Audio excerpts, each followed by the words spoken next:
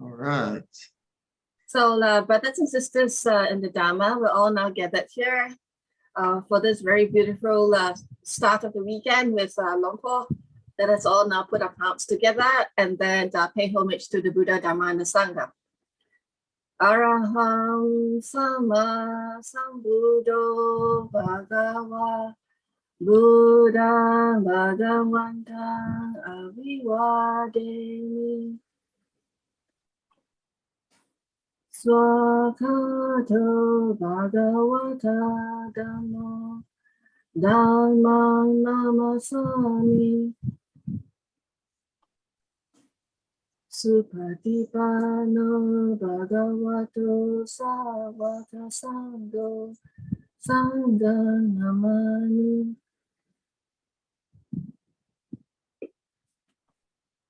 Over to you, Longpo. Okay. So as usual, let's do some meditation. We'll meditate for half an hour. I'll give a little bit of instruction, but mostly in silence. So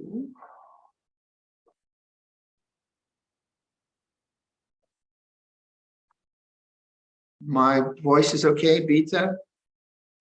Yes, crisp and clear. Okay.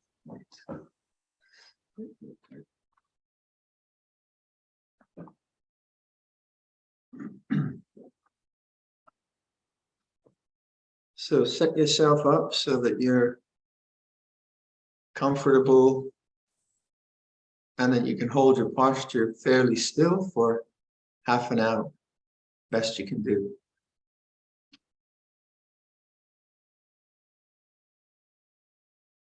Awaken to the present moment by listening to sound. Whatever sound is there, just let it come to you. Listen. And notice the silence of awareness. Doesn't matter about the sound. Notice the silence of awareness.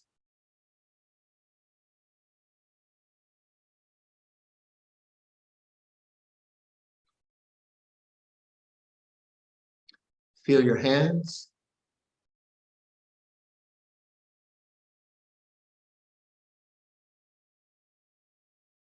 Feel the warmth, the tactile feeling of your hands. And notice the silence of awareness.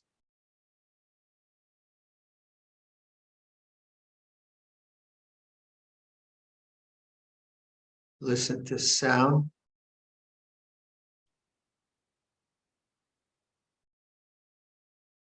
Feel your hands. And the silence of awareness is the same, doesn't change.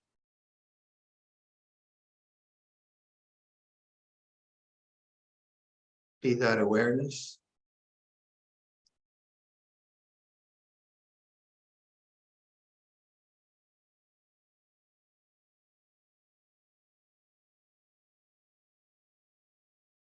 So notice how you can very easily touch silence, which is not an achievement, it's just remembering something.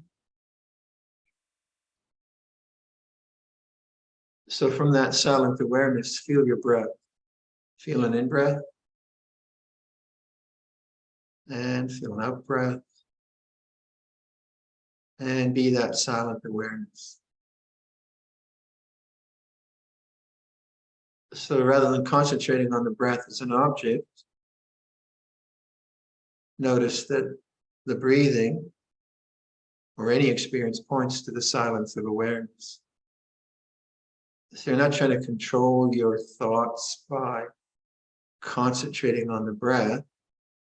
It's more you're trying to remember the silent knowing and then learning to sustain it breath by breath.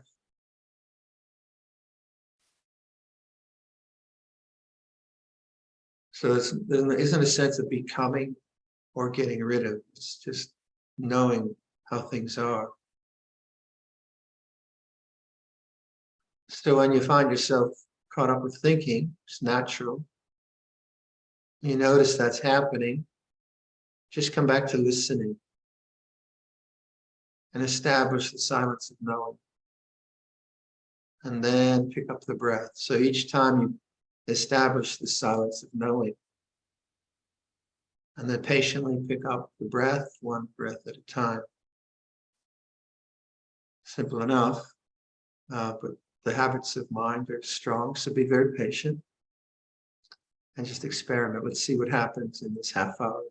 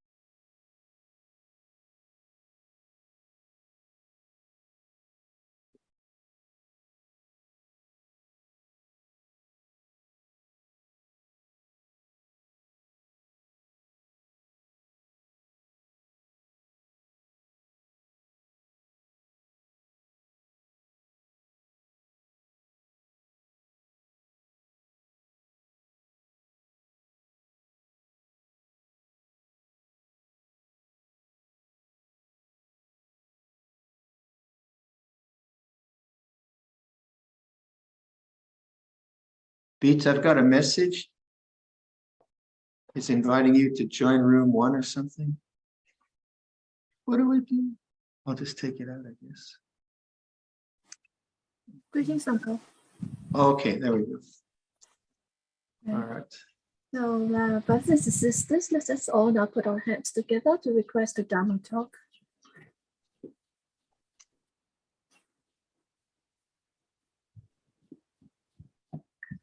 Brahma Chaloka Vibhati Sahangati Atam Janiya Divara Jata Santi Sata Pamaja Padatika Ese Dhamma Anukam Imam Paja.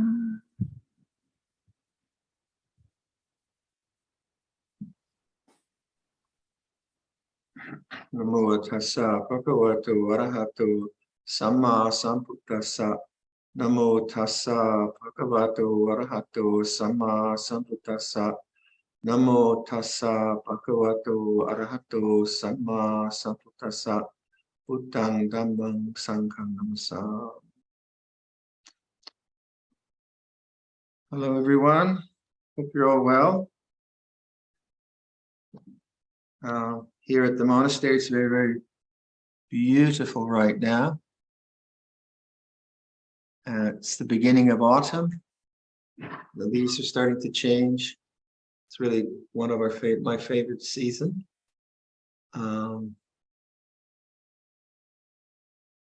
And the building is going very, very well. Of the Dharma hall, we've started to the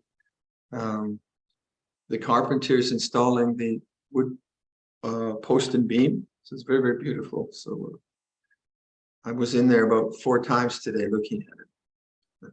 I love going in there. So we're doing well. Otherwise, nothing special.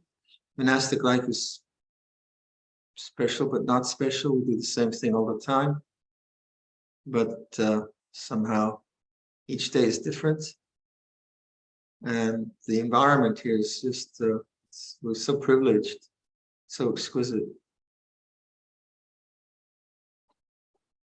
When I offered this meditation, I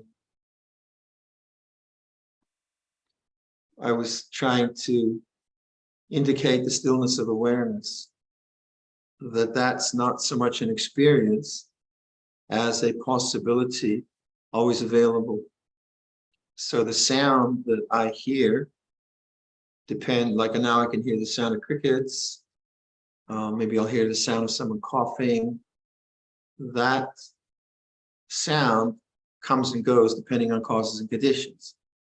My emotions, the feelings in my body. So when the autumn comes, I always get memories of the first days of university. Not that I went to university that much, but that's a strong sanya, strong memory. And that arises and ceases.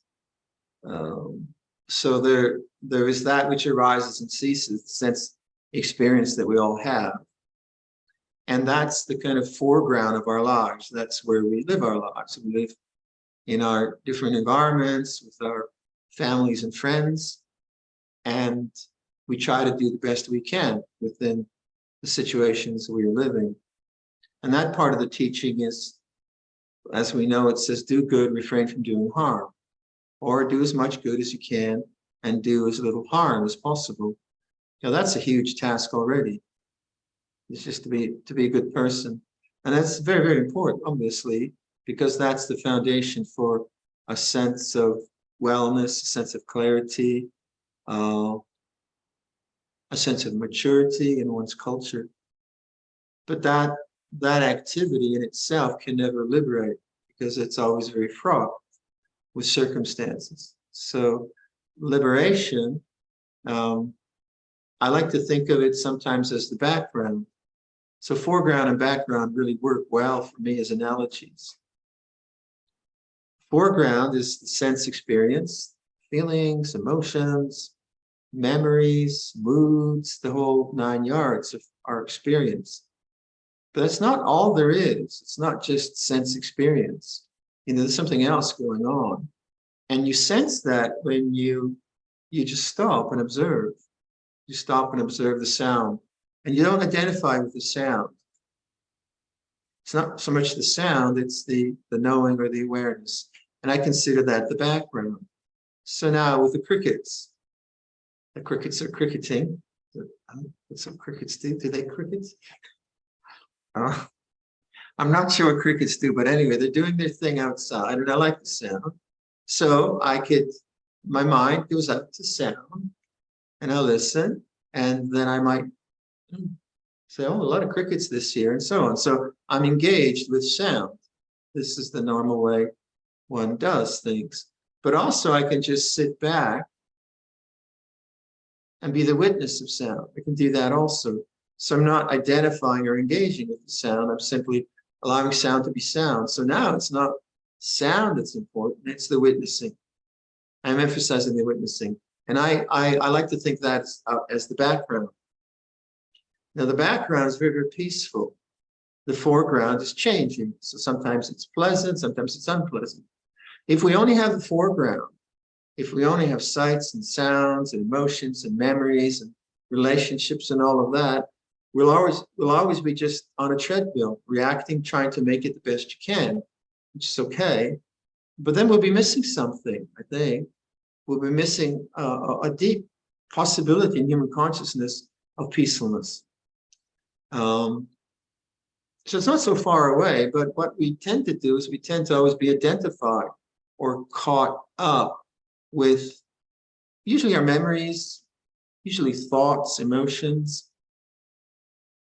So let's say I'm at the airport. I'm waiting for someone to come into the airport, and I start to feel a bit of anxiety that maybe the person hasn't made it or whatever.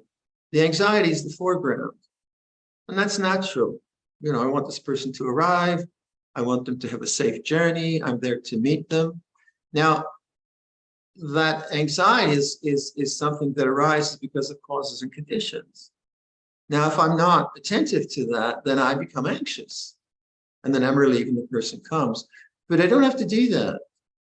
I don't have to always identify with the anxiety. I can witness to it. And so if I have a language of witnessing where I emphasize the background as opposed to the foreground, then that becomes a training in peace. Not the peace of never feeling anxiety or always feeling happy or healthy. And that's not possible. I can't always feel comfortable. Sometimes I'll feel discomfort. So that's not possible. But it is possible to begin to emphasize the background. And what I was saying last time about Longpa Sumedho's practice, and by the way, I must apologize, last time I was using all kinds of unorthodox ways of talking about Buddhism and just playing around with some of the words.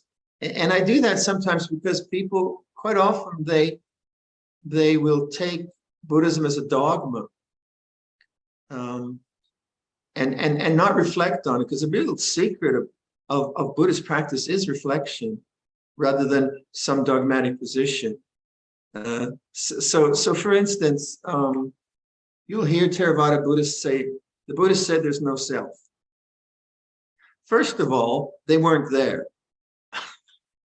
So how do they know? Right? So all of a sudden there's this kind of conceit that I was there and I know what the Buddha said. No, you just heard it from someone else. And actually you heard it wrong. Because where do you find anywhere that the Buddha said there's no self? Now that's dogma, and it's incorrect dogma. So in the Anatalakkhana Sutta, what it said, this is not mine. This is not who I am. This is not self. And he's pointing to the body, emotions, memories, feelings, relationships. That's what he's pointing to. Anything that's changing, you don't have control over. You don't identify with it. Now, that's not saying there's no self. And that's a trick question I asked cultural Buddhists. I say, okay, the Buddha said, True or false? Hands up. Buddha said there's no self. And then people, oh, this is a trick. Should I put my hand up or not? And sometimes I try. Well, that's dogma. You know, you just pick up something, which actually makes no sense. There's no, what does that actually mean? If I fall over and break my leg, I feel it. You don't feel it. You can say to me, "Oh, there's no self." But yeah, well, there's still a feeling. There's still something going on. So this is when any tradition becomes, I would say, dead, because people just kind of believe something. They have to reflect on it. But when you reflect on something like identity, this is a big word now in North American culture. I identify as, right?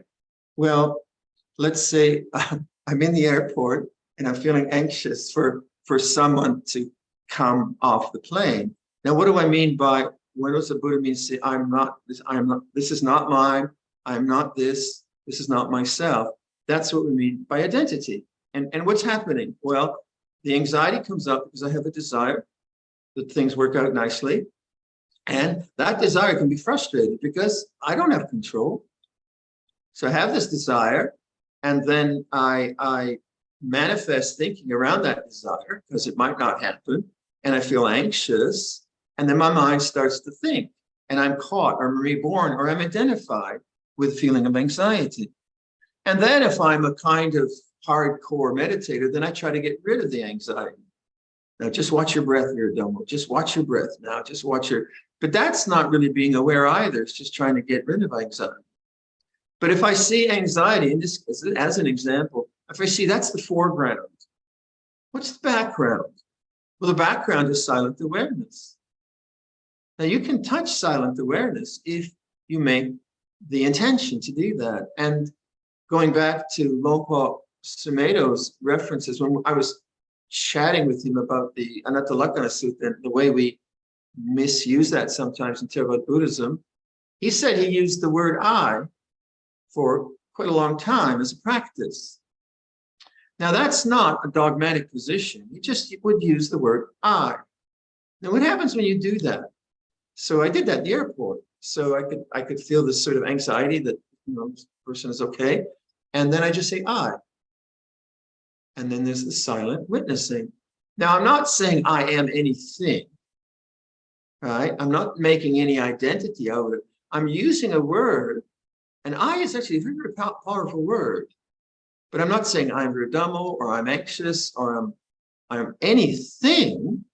I'm actually using that word to heighten the background or awareness. It's very, very powerful.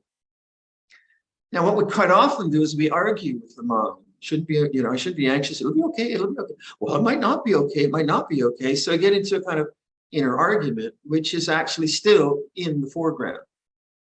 It's not really the background. And we get trapped into these cycles of thought, worry, anxiety, resentment. So I might feel resentment about someone did something to me last week, and then the memory comes up, and then I think, oh, I'm not going to forgive that person. Oh, I should forgive them. No, I'm not going to forgive them. I should forgive them.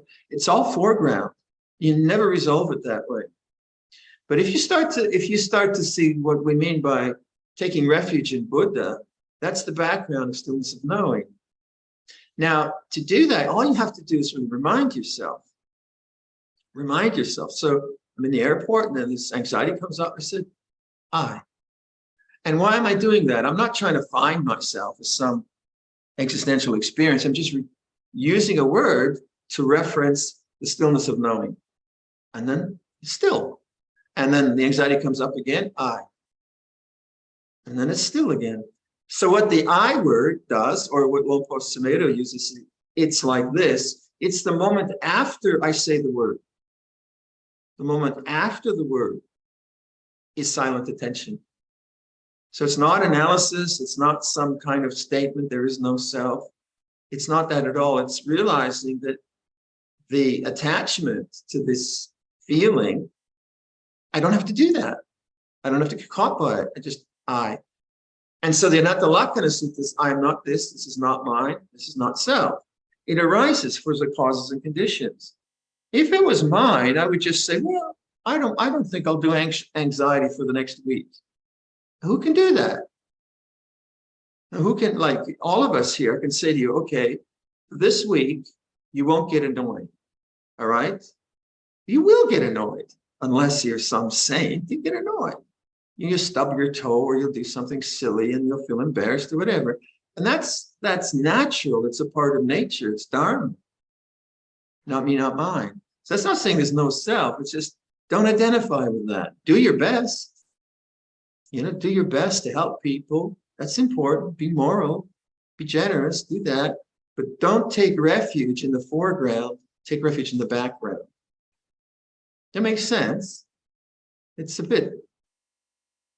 not that difficult. But that's the real, I would say, the nub of what we mean by renunciation. So you need both. We need to live in the world in a decent and proper way. We need to help each other because that's what it means to be a human being. It's to serve and to help. And that brings a certain amount of joy. And friendships and kalyana mitta, those are very, very important. And that's a foundation then, a foundation for the transcendent realization, because the Buddha's teaching wasn't just a social philosophy. It's very good. There's good social philosophy in it, but it's much, much, much more than that.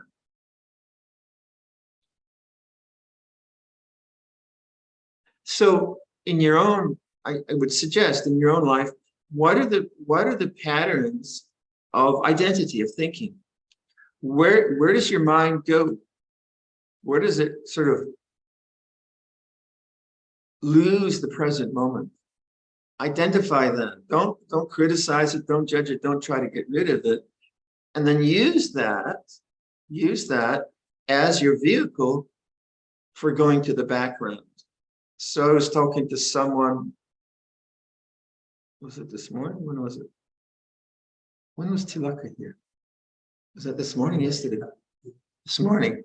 Sorry. So I was talking to someone this morning, and they have a lot of anxiety about a certain issue. So I was saying to this person, well, anxiety is natural because you have a lot of pressure. It's not your fault, but it's not really who you are, but you are experiencing it. So why don't you learn how to identify the anxiety as an object? And that's always the secret of non-attachment. When we talk about non-attachment, Buddhism, people think non-attachment means you don't feel anything. That's impossible. We are sensitive beings. Our bodies are sensitive, our emotions are sensitive.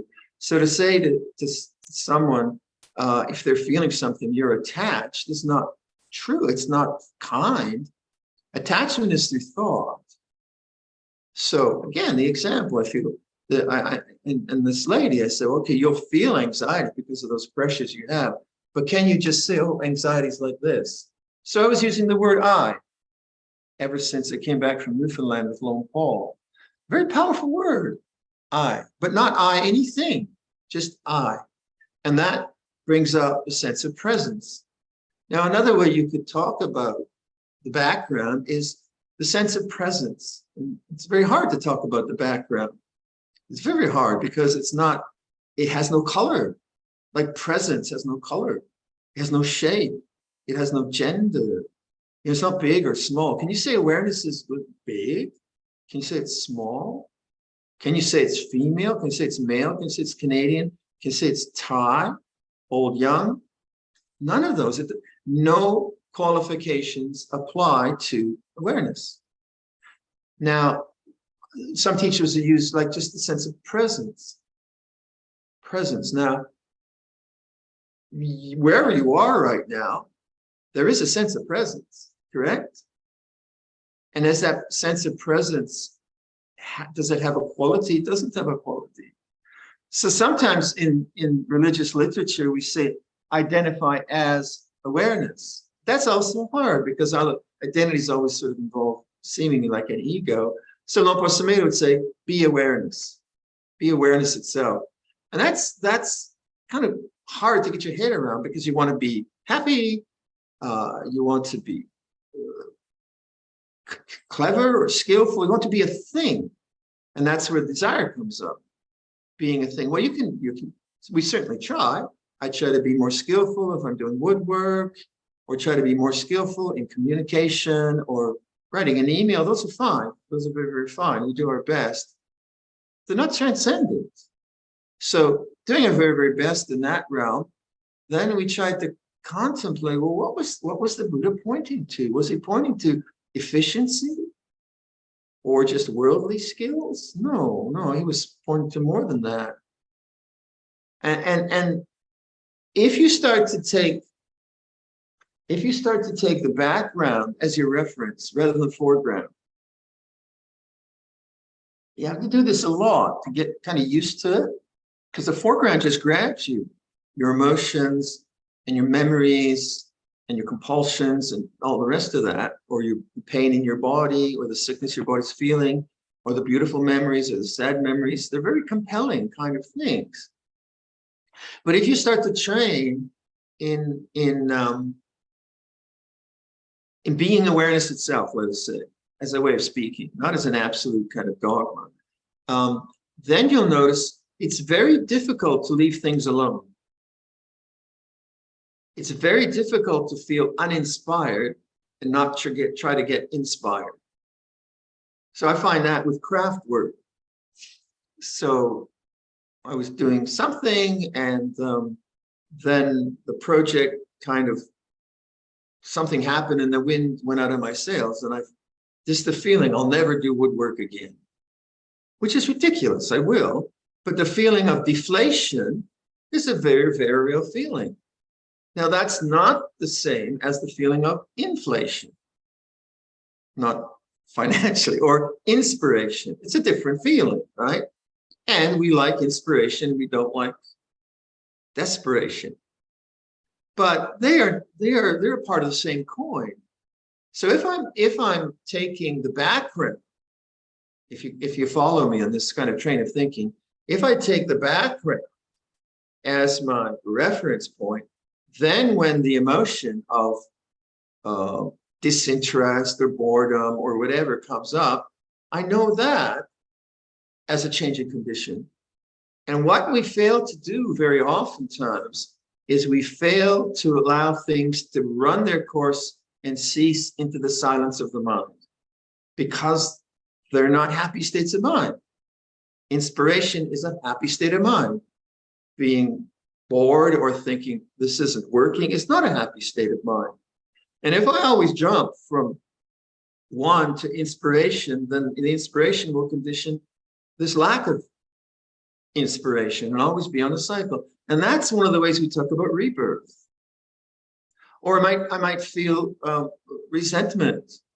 And then rather than feeling and knowing resentment from the position of witness, I try to fix it. And this is what we do. I analyze it, or I think about it, and I get into the thinking mode, identifying with it with thought. And it never ceases then.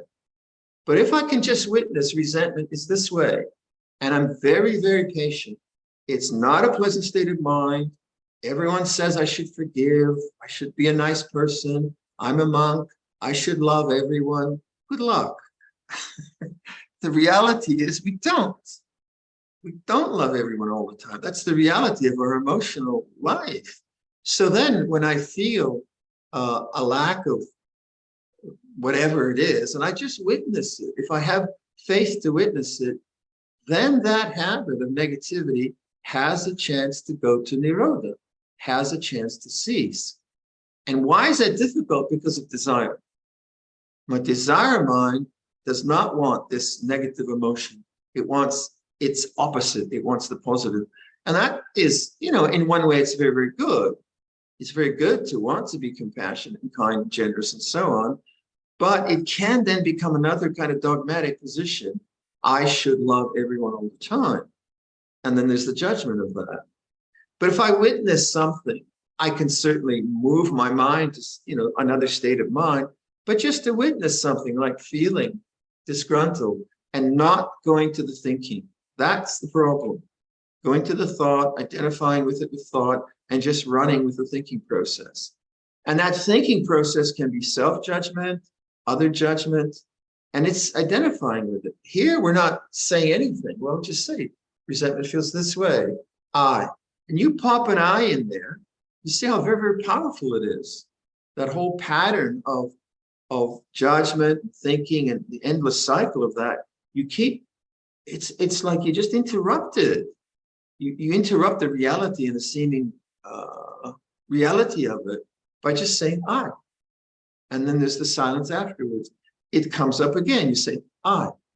And you start to emphasize the background. Then you'll find these things are not a threat. And as they cease, what's ceasing is the kind of negativity of the ego, the kind of limited self that we identify with. And as that ceases, the Brahma Viharas automatically manifest. The Brahma Viharas are the emotional constitution of enlightenment. That's what they are. That's what happens to the human heart when it's not caught up with its limited identities to emotions and the body. So on a practical level, this body, this Viradhammo body, is something that I witness to. There is witnessing of the body. I could say it's a natural body. There's still a responsibility to take care of it, or it's going to get worse, but it's not getting much better. And at 76, it shouldn't get much better. And I work out and I do my little exercises, but lo and behold, my mind thinks that I'm 30 years old. But when I try to jump from rock to another, my body doesn't jump because it's a 76-year-old body. It's not me, it's not mine. It's a force in nature. And that is so liberating to know that your real identity is not the body. And yet, the practice is within the body, right? And this is where the learning takes place in this body. My learning doesn't take place in your body, it takes place in this body. But the learning is not about having a perfected body or a body living eternally. That's not possible. But it's rather that within the changing nature of the body, there's that which is unchanging, which is the witness or awareness or stillness of knowing. And so then bodily pain, like I'm really noticing this year, the thing is really aging. It's really doing a number on me. This is not good. So, but it's all right. This is what it's supposed to do. What's, a 75-year-old body's supposed to be doing that. It's not supposed to get younger. So you can see the logic, but then it's interesting watching my perceptions now. I watch these guys on the building site, and my knees are giving me some problems. So I watch these guys on the building site, and I watch them jump. I said, ooh, they can jump. It's like this kind of emotional yearning. Oh, I wish I could jump. And why is that? I don't program my mind to think that. It's because my knees hurt. It's because my knees hurt. I see someone who doesn't have painful knees. That's just the way the mind works. It's not really who I am, right? And I can notice that and have a sense of humor around that. As things get worse, I might lose my sense of humor. I hope I keep it. But obviously, when aging takes place, what is the refuge? The body, the emotions, the feelings of like and dislike. They're just natural phenomena. So the Anatta Lakkhana Sutta is saying that in the flow of natural phenomena, there is pleasure and pain. There are perceptions around that. There are thoughts around that. This is not mine. This is not who I am. This is not self. Now, that's not saying there's no self. That's a different kind of categorical statement. Say, don't identify with that. And so that's what you have to understand, what we mean by attachment, identification. There's different words around that. And that language is not saying that you will be someone who will never feel pain. Ajahn Chah felt pain. He was paralyzed for 10 years. So that's there. That's just a part of the package. And the emotions can feel lonely, you feel upset. That's okay. That's just the way it is. But the more you identify with witnessing or awareness, it's no longer so loud. It's not a problem. And again, if you allow these things to cease, if you allow doubt to just be doubt, not know. People don't know how to be with doubt because they just think all the time. But just the feeling, I don't know, is a feeling. I feel confident is a feeling. It comes and it goes.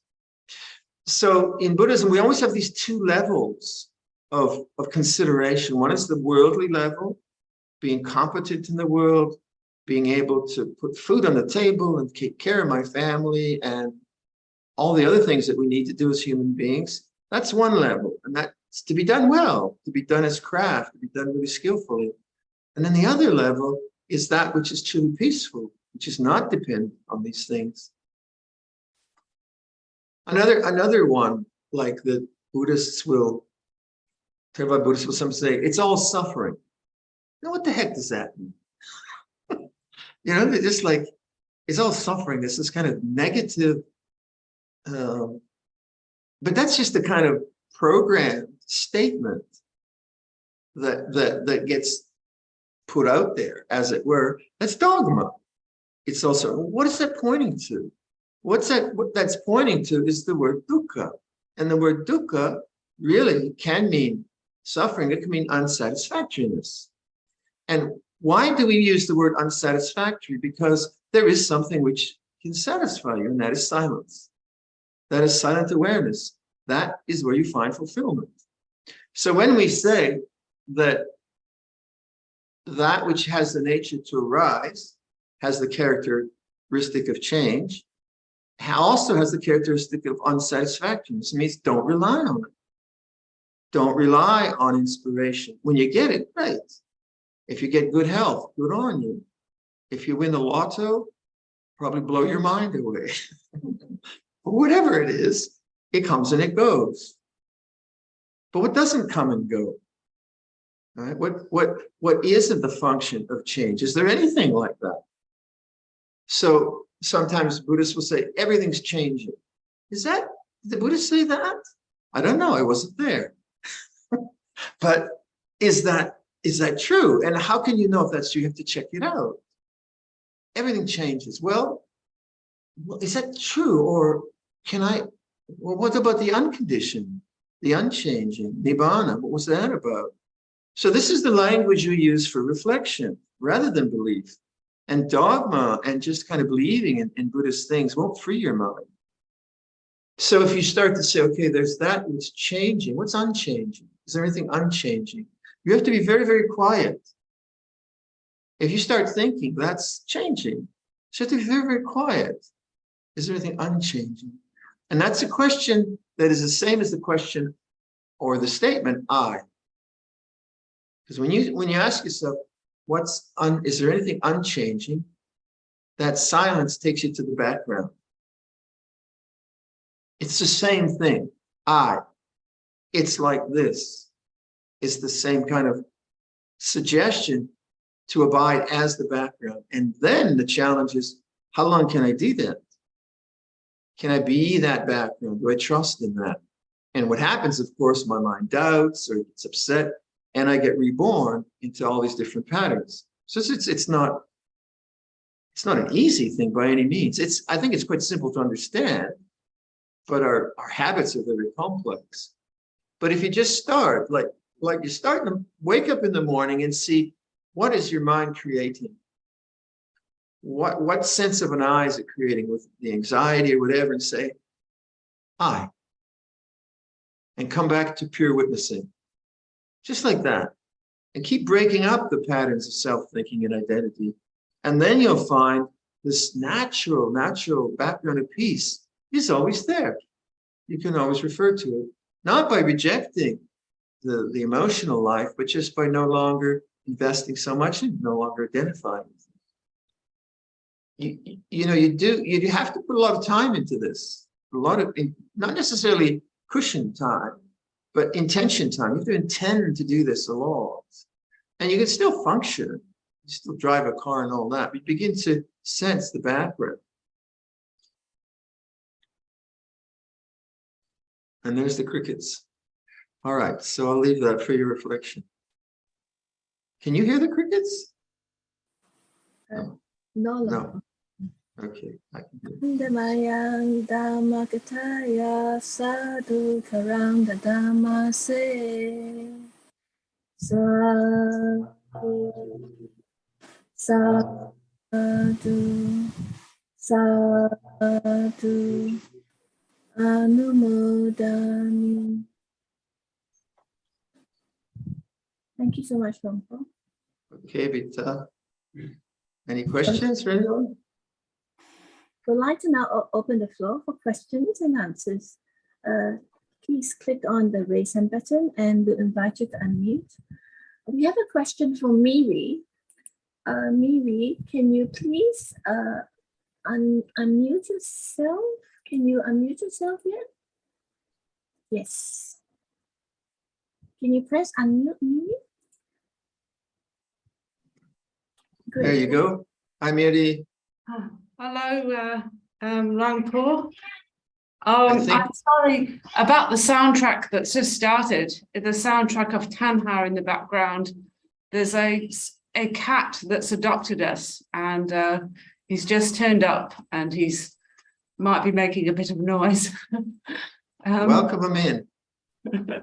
We'll be meeting in Tiruvannamalai, I think, right? Yes, I've been there for a month already. Oh, you're there now? Oh yeah, Oh, yes, good for you. yes. How long are you going to be there? Another Are you month. there in January? Yes, I plan to come back in, so go back to Perth in a month and then come back here in November and then stay till February. So Great, I'll see you there. are you going? Are you going to? Yes, yes, I'm going with Amrit Siri. Wonderful. So I'll see you at the ashram. But do you have a question? Yes. Or do you want to say something? Oh yes, it's so I've been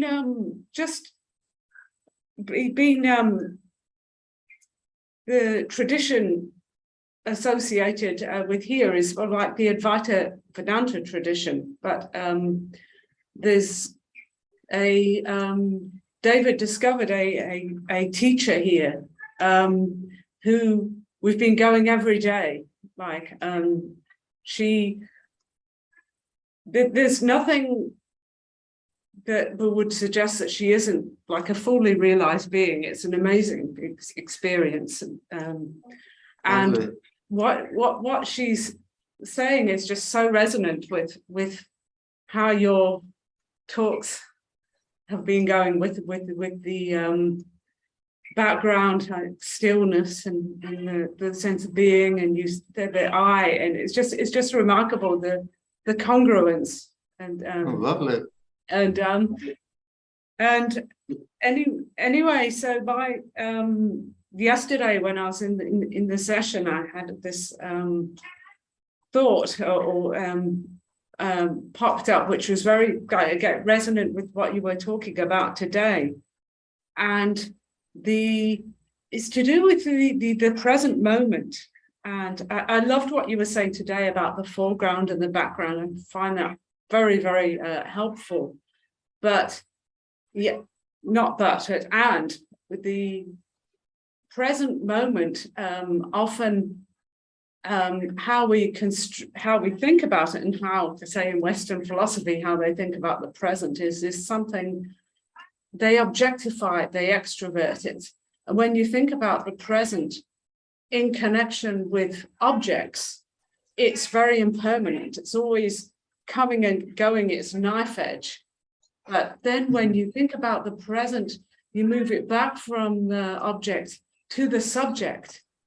It's like it never comes and it never goes. It goes to the almost like the eternal side without turning it into eternalism, without turning it into a self. But there's just that never not coming and not going. So, and I found that very interesting to play around with. So when the present becomes extroverted into the object, it's like the impermanence coming and going, and that's where we often live our lives. But when it goes sort of pans back into the subject, it's the now becomes eternal, and Yes, yeah. the background. Yeah, so it just connected very well with what you were talking about today. So that's sort of more a comment, but also the question does that make sense? Makes a lot of sense. That's why in the 5 khandhas, when you use vijnana, Yeah, it's vijnana about objects.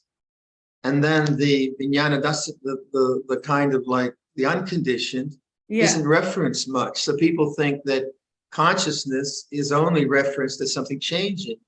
So when someone like Lompo Sumedho uses consciousness in the like as the unconditioned, people go, it can't be. It's the fifth khandha, and that's when it gets dogma again. You know, when you get dogma, you don't reflect. And well, no, Buddha said this, it can't be that. But then you have to take the teaching. There is the unconditioned, the uncreated. What is that? What did he realize?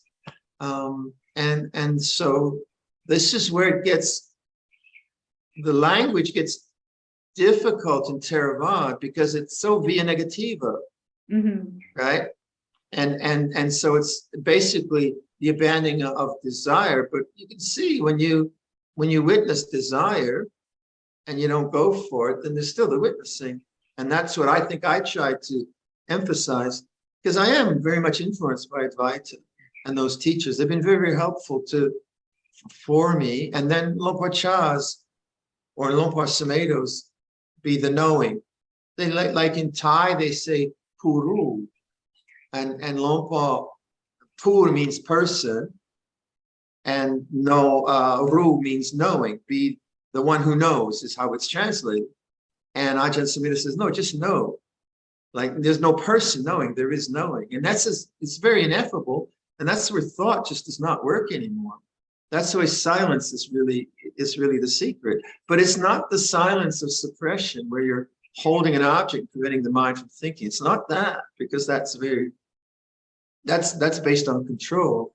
So it's the silence of, it's like this, I, and then trusting in that and training in that.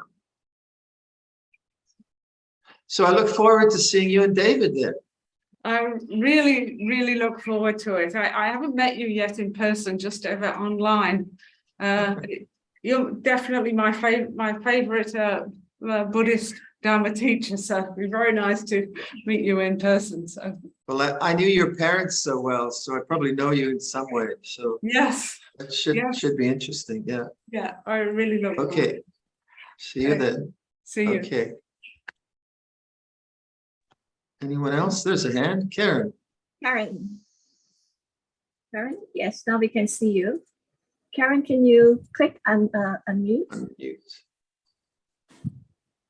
Well, can you hear me? I can. How are you doing? Okay. Fine, thank you, Lumpur. Thank you for that wonderful, wonderful talk. And following on your conversation with Miri, I wanted to also bring up the foreground background analogy. And there was something else that you said earlier on, which really struck a note with me, and it was about that inspiration and deflation are two sides of the same coin. For the longest time, I've reflected upon whether nirvana and samsara are two sides of the same coin, because when I practice your teaching of silence of knowing, it stops all these two very, very vast concepts that, keeps us in a limbo of sorts. So I'm just wondering whether it is something in which that silences all things that is the ultimate objective of our practice. That's my question. Well, silence is the gateway. Put it that way. And you can consider silence in the Theravada sense, maybe samma samadhi. So it's samma samadhi because it's not a controlled samadhi. It's a kind of trusting openness. And that's why like metta is very important, that the samadhi isn't like a control thing. It's an openness to the flow of the khandhas or whatever it is. So it's not a controlling. And in that openness, like I was saying the other day, that one teacher was saying that you could look at silence in three ways. You can look at silence as circumstance. So the monastery is a very silent place, a very quiet place, that kind of silence. So you can be in your own room silent. The silence between thoughts, that's a different kind of silence. You can be in your room and thinking a lot, but when you notice the silence between thoughts, and silence and space are used, artists, musicians talk a lot about It's not just about the notes, it's about the space between the notes. It's not just about the forms, but it's space around the forms. For a meditator, it's not just about thought, it's the space between thoughts. So that's another kind of silence. And when that silence is noticed and explored, then that leads to the deeper silence of liberation. So that's the point you have to trust. And that's the point where the doubting or thinking mind is kind of says to you, is that right? Am I going in the right direction? Now you're thinking. Is this the silence he was talking about? No, you're thinking. So it's just I. Very powerful. That's a very powerful I. It's not I anything. I. And then you hold it. You are the silence. It's very hard to describe, but more and more you trust. And this is for me what I mean. For me, saddha or faith in Buddhism would be that trust in awareness, a trust in silence, rather than trust in the analytical mind. And most of us have trusted the analytical mind for very good reasons, because it's a useful tool. But in this case, it's a distraction. So thought then is used to bring you to silence, rather than thought being used to some kind of thought conclusion. This isn't a conclusion. Silence is not a conclusion. Intellectually, it is the way it is. And then abiding as that, knowing that, being that, and that opens to a deeper silence. And then those, the language of is samsara, the flip of this and that, that's really where thought's not going to be helpful. It's, and the real problem then is the tanha, this kind of craving for experience and existence. And that's what we need to witness and allow it to cease. And that's what I was saying earlier. That's the difficult part. We don't let things cease. We don't let, but we know the craving, and then we try to fix it or do something about it. So to abide with unfulfilled craving is almost counterintuitive. Yeah, so you need craving, you need food and comfort and shelter and safety, sure. But then that kind of emotional craving for security, whatever, you just witness this sense of, like just talking to that lady this morning about anxiety, and I always talk about that. Like the feeling of anxiety, my desire patterns don't want this anxiety. But if I just know it and let it cease, then there's this kind of wonderful recognition that that's not a problem. That's just nature. And that recognition deepens the faith and trust in awareness. But the other of trying to sort it out, not have anxiety, just keeps you spinning around all the time. So the fact that the kind of sense of silence is interesting for you, develop a language which heightens that. Not the language of analysis, but it heightens just, and that can just be a phrase. It's like this. And then I should get really, really good at that. It's very simple that way.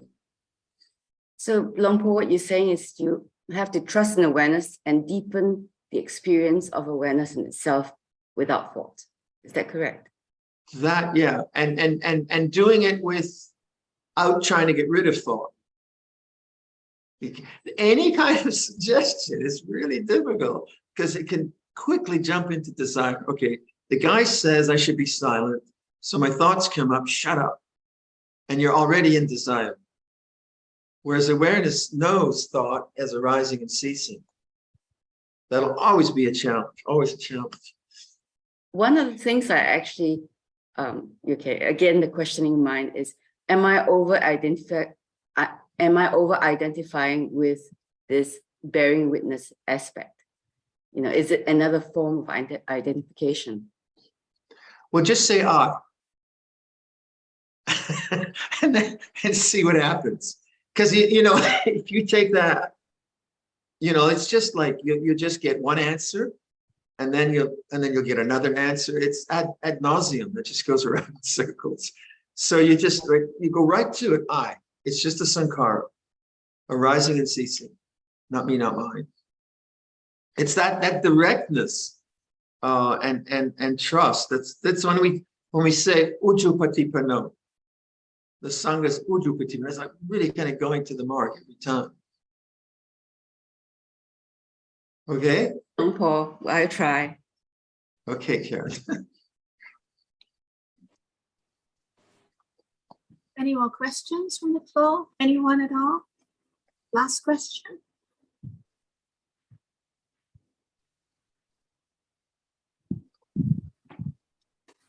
Okay. Okay, Longpo, it seems that everyone's very happy today. No further questions, Longpo. I like happy customers. Shall we chant the Metta Sutta? Yes, shall we please invite? Can you get it up on the screen? I We will. can lead it from here. Yes, I will do it. I will do it now. Okay.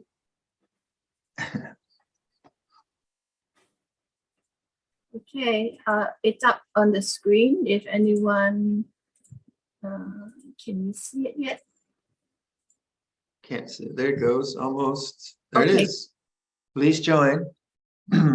This is what should be done by one who is skilled in goodness and who knows the path of peace. Let them be able and upright, straightforward and gentle in speech, humble and not conceited, contented and easily satisfied, unburdened with duties, and frugal in their ways, peaceful and calm, and wise and skillful, not proud and demanding in nature. Let them not do the slightest thing that the wise would later be proved, wishing in gladness and in safety.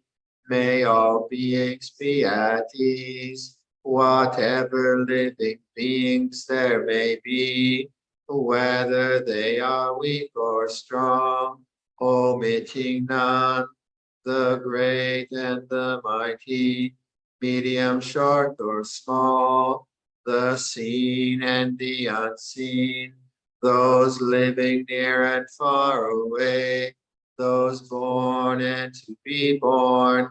May all beings be at ease. Let none deceive another or despise any being in any state.